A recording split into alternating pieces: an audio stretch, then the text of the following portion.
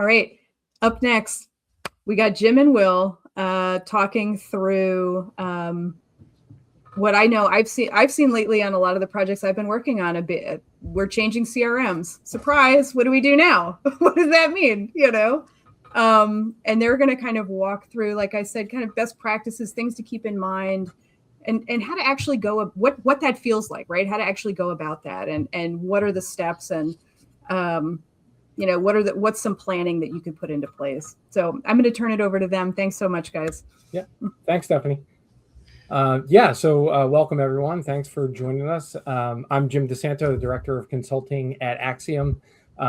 If you don't know me, I've been in higher ed for about 15 years, doing mostly CRM implementations at this point, probably over 100.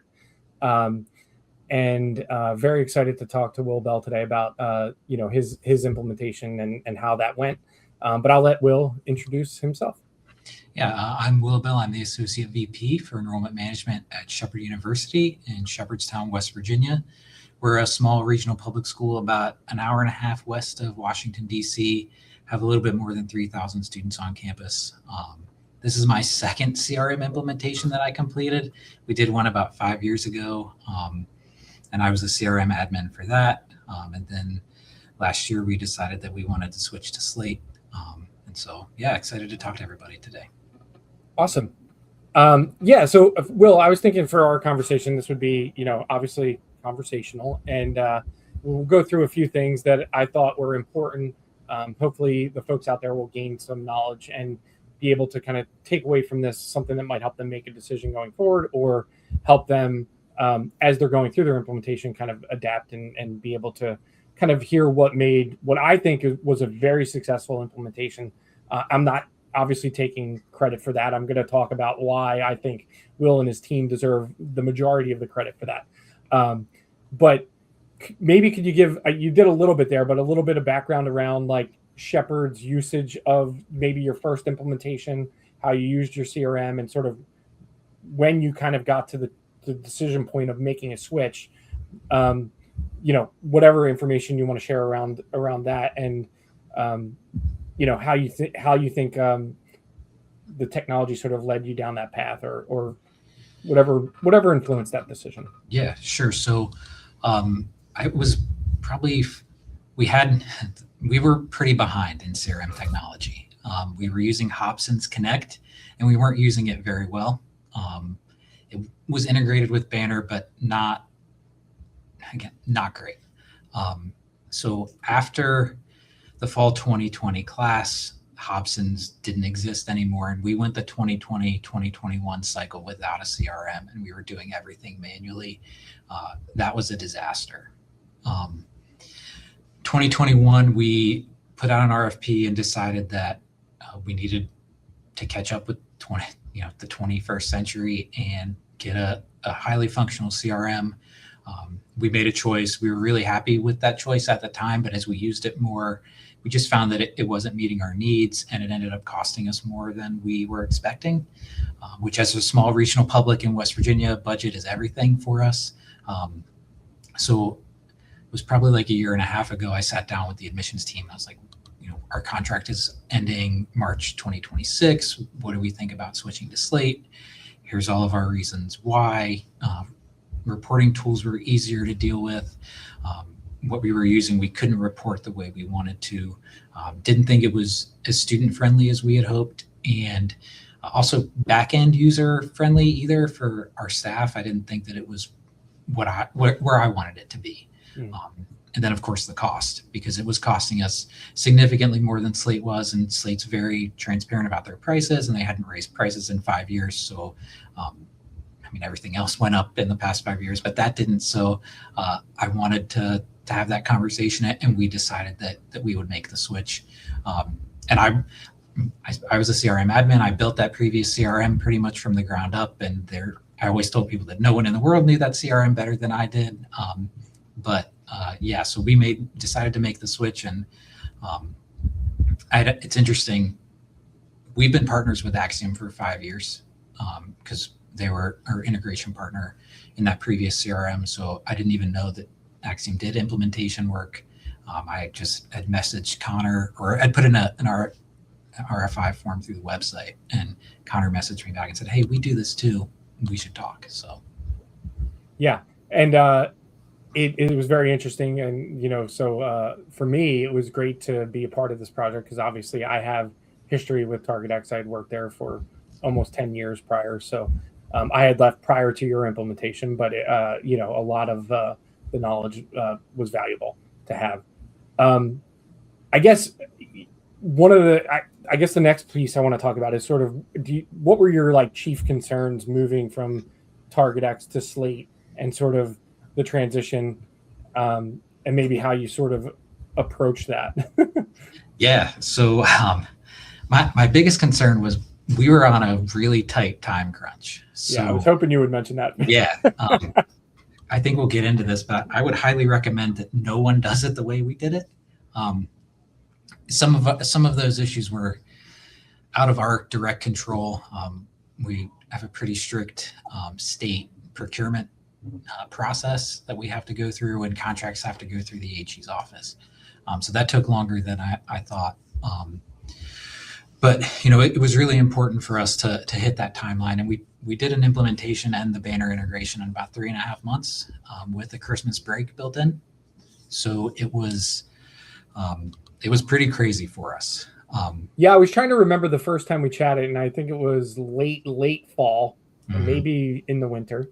Yeah. Maybe we were in December. I couldn't remember exactly, and I should have went and grabbed that date. But at the time, when I heard about this project, immediate red flags were going up because of the timeline. But once I got to know you and your team, I think after the first couple meetings, I was very quickly aware of how you were going to handle all the business on your side, and we were going to move as quickly as possible. So that was great. Yeah, we were very motivated to make the switch. We had we just really wanted to get it done, and we knew that because we're small enough to where in our Slate environment, our undergrad app is there, our grad app is there. We've got professional development for teachers and educators that are in that app. Our high school dual enrollment app is there, so everybody uses it. We three of us kind of made the decision for the entire rest of campus. The other thing that was interesting is that our student affairs team was looking at Slate for student success. And so when Connor's talking about integrated systems across campus, well, we're going to be in an integrated system across campus because they're going to use the Slate environment that we built as their student success piece as well. So we knew that we wanted to be in Slate, and our entire campus wanted to be in Slate. So it was a much easier choice than I think most people go through. Just again, don't do the implementation in 3.5 months. That was kind of stressful at times, but it ended up working out for the best. Yeah. So. Yeah, that's great. So I guess that kind of leads right into what are a few things that you thought like went really well, and what are maybe things that you thought we didn't quite go as planned, as we thought. Yeah, I think what really went well is, you had basically built the app in, 2 or 3 weeks, I think, and it was helpful that, and I've said this before, the reason that we were able to get it done so quickly is that you had TargetX knowledge, and you could go in and see what we had done there and essentially replicate the application so that students could tell the difference, really. Mm-hmm. We've done a lot of things differently on the back end because Slate, and just like all other, no CRM is the same. And we knew that this was an opportunity for us to totally look at our processes and make changes and do whatever we didn't like before and make a change there. Honestly, pretty much everything went well, other than the timing. Yeah. But because I think if we had more time, we would have been able to probably stretch the meetings out a little bit more. We didn't get to build everything out the way that I think ideally we would have liked to, just because on the time crunch, we were kind of building the plane as we were flying it. There's still things like we're still working on portals and dashboards and those things. But in terms of student facing, we were able to get that going. The other thing that went really well, and I know this isn't a banner integration topic, or discussion, but the banner integration was really smooth. And I didn't say this on any of our calls, but I felt good with where we were for the integration after like the first or second round of testing. We could have had an application with a banner integration probably done in like 2 months. Yeah. That was really impressive. And I'll talk a little bit about what I think led to some of those successful things after our next topic. But so great. That's great to hear that you didn't think anything was went too poorly. Kind of one of the things I definitely wanted to get from you is, when you were kind of finished and you had a chance to kind of think back over the 3-month sprint, do you have any recommendations besides not doing it in 3 months that you kind of would pass along if someone reached out to you and said, hey, we're thinking about implementing Slate? I think my biggest recommendation is, if you're looking for an implementation partner, if you can find one that has experience in the current CRM system that you're in, like that's a huge bonus. Because they're going to be able to go into whatever CRM environment you have right now and say, well, here's what you have. Here's what Slate or any X CRM can do. Here's what it can't do. Here's where you're going to need to change your mindset. Like, here are the things that you've been able to work on that have been manual that this one can do automatically. So I think if you can find a partner, an implementation partner that's got experience in your current CRM, and then help you kind of translate into a new language of the CRM that you're transitioning to, like that. Yeah. Like we only were able to do this in a short amount of time because of your Target X experience. We wouldn't have been able to do that. Thank you. But I'm going to add to why I think we were able to do it, that it is not me, but So, anything else on recommendations? I think as the person in my role, I often have found myself like trying to like do multiple projects at one time. But I knew that while this was going on, that our main CRM person, I couldn't give her anything else. Like she needed to work on this, and she needed to do this and only this. And that meant that if I needed to do some extra tasks, or if someone else on the team needed to do some extra tasks in order for us to get to the finish line, like your CRM admin needs to be solely focused on the project. And that sometimes you have to make, especially depending on the timeline, you have to make decisions for everybody else. Mm-hmm. And that you shouldn't be afraid to make decisions. You're hitting like all the things I'm going to talk about in just in a second. In the lightning round of where I heap praise on Will and his team, you're hitting some of the things that I think are super important. Number one, have dedicated Slate captains, dedicated integration resources, and business process owners in place before the implementation. I think going into this, you already knew who on your team needed to be on meetings and what it was going to take for them to do the work that was going to be presented to them. And they were free to do that, which is excellent. A lot of times I walk into implementations where no thought has been given to who is going to own the CRM in the future. And so not having a Slate captain during the implementation is difficult, but then also a Slate captain can come in after the implementation of a system that was implemented without them. And it's sort of like, okay, I don't know where I'm at right now. I have no context for this. And you and your team allowed that to go very smoothly, which was great. You knew immediately under the crunch of timeline, and I'm a guitar player and creative somewhat. There's this idea of like limitation in enhancing creativity, right? If you have too many options, paralysis, it's like you knew that in 3 months what the minimum functional product needed to be for go live. And we knew that we could write a project plan to that go live and say, these are the things we're planning on having. And we hit that, which is great. That's super important. I think going into an implementation for clients that are thinking about implementing CRM, no matter what it is, know what your go live is and don't try to do everything at once, right? You even said you're still working on portals and things like that. An implementation should not be set in stone as what you live with for the lifespan of your CRM, right? It should be something that grows organically and adapts. And so that's great. you knew based on my experience with Target X that I could get in there and you knew exactly what pieces of Target X to point me to say like, okay, for territory assignments, for our application build, we just want to use the same specification. We want you that those are the forms we want.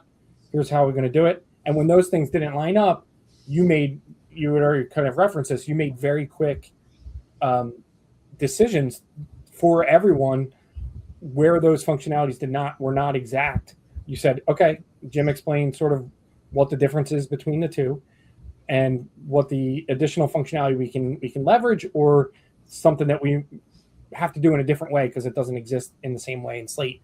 You were like usually on the same call. You didn't really even have to take it out of the call, discuss with a larger group. You made the decision, we built it with the understanding that like we would change it and adapt it if it didn't work, right? So some flexibility but being able to kind of make those quick decisions. And then like just in general, I always felt that our meetings, and this is not true of every implementation, where I thought everyone on the call approached every quote unquote challenge with like a reasonable and non-emotional response, right? Like if we did hit up against something, we're like, that's not going to work the same way. I think territory assignments was something where we had some very different functionality that we had to, and no one was like sky is falling. Everyone immediately moved into like a solutioning mindset, which for me as the consultant, it really helped push the project forward and not get mired in like just feeling like this was not going to work, right? It can work. It's just going to work in a different way. And so those things I really appreciated about you specifically and the team, Yosensia, and all of Andy and all the folks that jumped in and helped out Cade.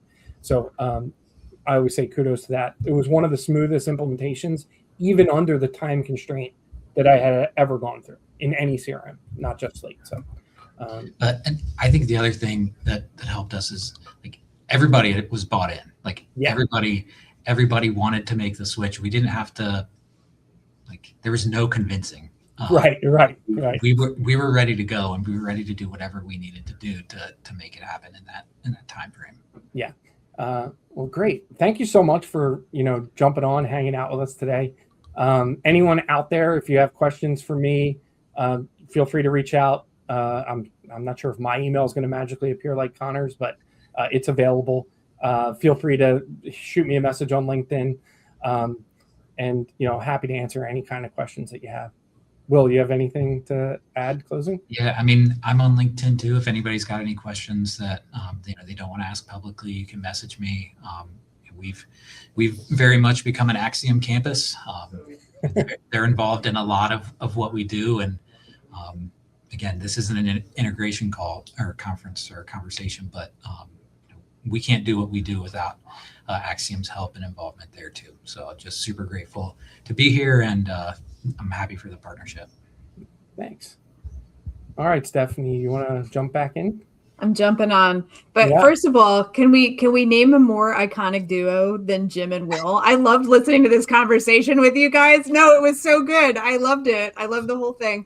And I think you both brought up a lot of really important points, and it just seems to be a current, it's kind of a current through line from what Connor was talking about, what you guys were talking about, using, maybe a tight timeline, maybe a high pressure switch, maybe, bumping into issues, problems, errors, discrepancies, right? But taking that with the mindset of like, we can make this however we want it to be, right? So if we can make it anything we want, we can make it great. And we can take those challenges maybe and move forward with the opportunity. Yeah, I think one of the important things that Will did was he sort of like said like, okay, we don't need to make in 3 months. We don't need to make it great, but we need to make it work, and we need to make it work student facing, uninterrupted. Right? That needs to be a great experience for our students. That also tells you what kind of school shepherd is, which is excellent. Servicing their customers prior to their own employees, which is down the road, you can then make it great and build upon that. And I do think that's, even if this was your first CRM, I still think if you have 6 months to implement, a year to implement, I still think that's a wise decision. Is don't walk before you crawl. Definitely. Yeah. There's what is that saying, right? Don't let perfection be the enemy of good or whatever. Right. Exactly. Yeah. Right. You know, figure out what you need. You know, Done there's is better needs and than wants. perfect. That's it. Every time. Yeah. You know, Yeah. and that's it, right? You need what you need, and it needs to be there when it needs to be there, and it needs to work, and that's the first step. And then we get to the Barbie dream house where everything is perfect and beautiful and exactly as we want, right? But yeah, awesome. Thanks so much, Will and Jim, for coming on. This was great. I love this conversation, and it was really awesome to hear about your experience, Will. And I'm so happy that things have been going so great for you guys. Yeah, thank you. Mm-hmm. Right.